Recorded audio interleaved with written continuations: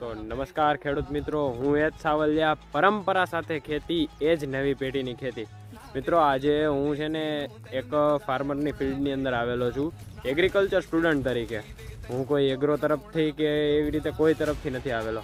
Agriculture student તરફથી આ ફાર્મરે પહેલાં પોતાના ફિલ્ડની અંદર મગફળી કરેલી, અને મગફળી જ્યારે ફ્લાવરિંગ સ્ટેજથી ઉપર આવી એટલે તેની અંદર તુવેરનું વાવેતર કર્યું. એટલે કે તુવેર મગફળી જ્યારે પાકીને નીકળી એટલે તુવેર છે ને પારાઢક થઈને મસ્ત થઈ ગઈ હતી. અત્યારે જ હું એ તુવેર જોવા આવ્યો હતો.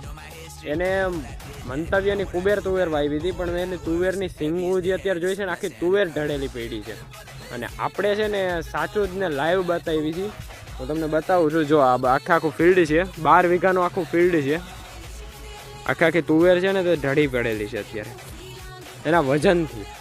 આ જોઈ શકો છો તુવેરની સિંગું એના વજનથી આખી ઢળી પડેલી છે. અને તુવેર ફિલ્ડ આખું 12 વીઘાનું મસ્ત. અને અહીંયા પહેલાં મગફળી હતી, વચ્ચે પાલો પણ દેખાય છે. ઠીક છે, આપણે પરંપરા સાથે ખેતી કરવાની છે, પણ આધુનિક ખેતી કરવાની છે, આપણું સૂત્ર છે. અને આપણે આ મિશનમાં મંડી પડશું ને તો ખેડૂતો જેમ કહે છે ને કે નથી વધતું, તેને પણ વધશે થોડો ઘણો. કેમ કે પહેલો ખેતીનો ખર્ચ નીકળી જાય છે, અને ખેતીનો ખર્ચ નીકળી જાય, કલ્ટિવેશન કોસ્ટ નીકળી જાય છે, અને પછી જે તેને થોડું ઘણું વળતર વધારે મળતું હોય છે.